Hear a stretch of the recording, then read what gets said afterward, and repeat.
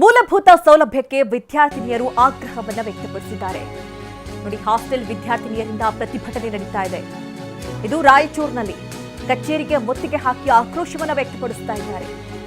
ಜಿಲ್ಲಾ ಎಸ್ಟಿ ಕಲ್ಯಾಣ ಅಧಿಕಾರಿ ಕಚೇರಿಗೆ ಮುತ್ತಿಗೆಯನ್ನು ಹಾಕಿದ್ದಾರೆ ವಿದ್ಯಾರ್ಥಿನಿಯರು. ಮೂಲಭೂತ ಸೌಲಭ್ಯವೇ ಇಲ್ಲ, ಮೂಲಭೂತ ಸೌಲಭ್ಯ ಕಲ್ಪಿಸಬೇಕು ಅಂತ ಹೇಳಿ ವಾರ್ಡನ್ ಮತ್ತೆ ಅಧಿಕಾರಿಗಳಿಗೆ ಹಲವು ಬಾರಿ ಮನವಿ ಮಾಡಿದ್ದಾರೆ. ಆದರೂ ಕೂಡ ಅಧಿಕಾರಿಗಳು ಮೂಲ ಸೌಲಭ್ಯ ಕಲ್ಪಿಸದೆ ನಿರ್ಲಕ್ಷ್ಯ ಮಾಡಿದ್ದಾರೆ. ಸರಿಯಾದ ಊಟ ಕೊಡ್ತಾ ಇಲ್ಲ, ಕೊಳೆತ ತರಕಾರಿಗಳನ್ನು ಹಾಕಿ ಅಡುಗೆ ಮಾಡ್ತಾ ಇದ್ದಾರೆ. 4 ತಿಂಗಳಿಂದ ಸೋಪ್ ಕಿಟ್, ಸ್ಯಾನಿಟರಿ ಪ್ಯಾಡ್ ನೀಡ್ತಾ ಇಲ್ಲ ಅಂತ ಹೇಳಿ ಆಕ್ರೋಶವನ್ನು ವ್ಯಕ್ತಪಡಿಸಿದ್ದಾರೆ.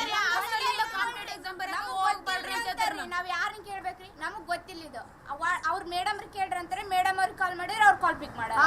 ಅದು ನೈಟ್ ಟೈಮ್ ಬಂದಿರ್ತಾರೆ, ಊರಿಂದ ಬರ್ರಿ ಅಂತಾರೆ, ಊರಿಂದ ಬರಕಾಗಲ್ಲ, ದೂರ ಇಲ್ಲ, ಊರಿಂದ ಯಾರು ಬರಬೇಡಿ, ಇಲ್ಲ ಮನೆ ಬಸ್ ಇಲ್ಲ, ಒಬ್ಬರು ಪಿಕ್ ಮಾಡ್ತೀವಿ, ಎಲ್ಲಿ ಕಳಿಸ್ಬೇಕ್ರಿ ನಾವು ಅವ್ರನ್ನ?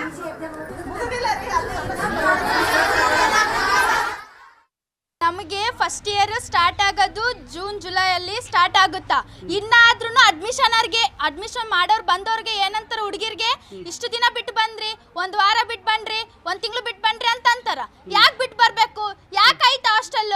ಕಾಲೇಜ್ ಎಲ್ಲ ಸ್ಟಾರ್ಟ್ ಆಗೈತೆ, 3 ತಿಂಗಳಾಯ್ತು ಸ್ಟಾರ್ಟ್ ಆಗಿ, ಇನ್ನ ಫಸ್ಟ್ ಇಯರ್ ಹುಡುಗಿರ್ ಬಂದಿಲ್ಲ ನಮ್ಮ ಹಾಸ್ಟೆಲ್ ಅಲ್ಲಿ. ಏನ್ ಮಾಡಕತ್ತಾರ? ಏನು ರೇಷನ್ ಜಾಸ್ತಿ ಆಗುತ್ತಾ, ಕಮ್ಮಿ ಮಾಡ್ಬೇಕಂತ ಮಾಡಕತ್ತಾರ, ಏನ್ ಮಾಡಕತ್ತಾರ ಅರ್ಥ ಆಗವಲ್ತು. ನಮಗ್ ನ್ಯಾಯ ಬೇಕು. ಎಷ್ಟು ಜನ ಇರ್ತೀವಿ ನಾವು? ಟೋಟಲ್ 300 ಜನ ಇರ್ತೀವಿ. ಇವಾಗ 300 ಜನನೂ ಇಲ್ಲ, 180 ಜನ ಇದೀವಿ. 180 ಜನಕ್ಕೆ ಸಾಲ್ವ್ ಮಾಡಕ್ಕೆ ಈ ತರ ಮಾಡಕತ್ತಾರ. ಇನ್ನ 300 ಜನ ಬಂದ್ರೆ ಏನ್ ಸಾಲ್ವ್ ಮಾಡ್ತಾರ ನಮ್ಗೆ ಅರ್ಥ ಆಗವಲ್ತು. ನಮಗೆ ಇದು ಫುಡ್ ಪ್ರಾಬ್ಲಮ್ ಐತೆ, ವಾಶ್ರೂಮ್ ಪ್ರಾಬ್ಲಮ್ ಐತೆ, ಕಿಟ್ ಬಾಕ್ಸ್ ಬರ್ತಿಲ್ಲ, ನ್ಯಾಪ್ಕಿನ್ ಬರ್ತಿಲ್ಲ, ಹಾಸಿಗೆಗಳಿಲ್ಲ ಮಕ್ಕಳಕ್ಕ. ಕೆಳಗಡೆ ಮಕ್ಕಂತಾರ ಹುಡುಗಿರು, ಒಬ್ರೊಬ್ರು ಬೆಡ್ ಸಿಕ್ಕಿಲ್ದಿರೋರು ಕಸದ ಹತ್ರ ಮಕ್ಕಂತಾರ. ಹಾಸಿಗೆಯನ್ನ ಕೊಡ್ಬೇಕಲ್ಲ ಸರ್.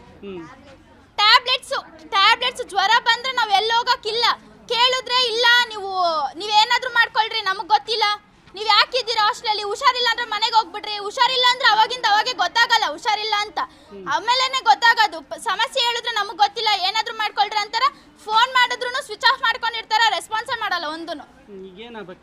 ನಮ್ಗೆಲ್ಲ ಪರಿಹಾರ ಬೇಕು, ನಮಗಾಗತ್ತರ ಬೇರೆಯವ್ರಿಗೆ ಆಗ್ಬಾರ್ದು.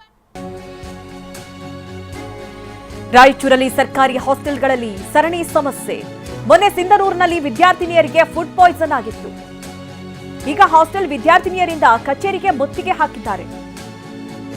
ವಿವಿಧ ಹಾಸ್ಟೆಲ್ಗಳಿಗೆ ಜಿಲ್ಲಾಧಿಕಾರಿ ದಿಢೀರ್ ಭೇಟಿ ಕೊಟ್ಟಿದ್ದಾರೆ.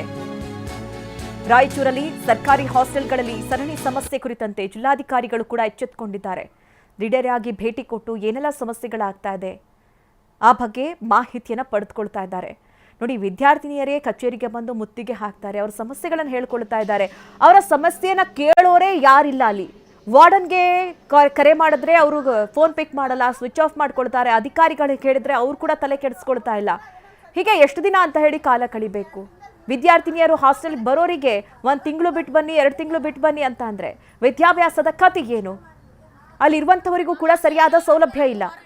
ಊಟ ಕೊಟ್ಟರೆ ಅದರಲ್ಲಿ ಕೊಳೆತ ತರಕಾರಿ ಇರುತ್ತೆ, ಸ್ಯಾನಿಟರಿ ಪ್ಯಾಡ್ಗಳಿಲ್ಲ, ಸ್ಯಾನಿಟರಿ ಕಿಟ್ಗಳಿಲ್ಲ, ವಾಶ್ರೂಮ್ ಸರಿ ಇಲ್ಲ, ಅಲ್ಲಲ್ಲಿ ಕಸದ ಸಮಸ್ಯೆ.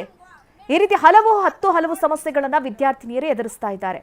ಇದು ಮೊದಲೇನಲ್ಲ, ಈಗ ಮೊನ್ನೆ ತಾನೇ ಒಂದು ಪ್ರಕರಣ ಕೂಡ ದಾಖಲಾಗಿತ್ತು. ಅದು ಈ ಫುಡ್ ತಿಂದು ಪಾಯ್ಸನ್ ಆಗಿದ್ದಂಥದ್ದು, ಅಂದರೆ ಫುಡ್ ಪಾಯ್ಸನ್ ಆಗಿ ಕೆಲವರು ಆಸ್ಪತ್ರೆ ಪಾಲಾಗಿದ್ರು.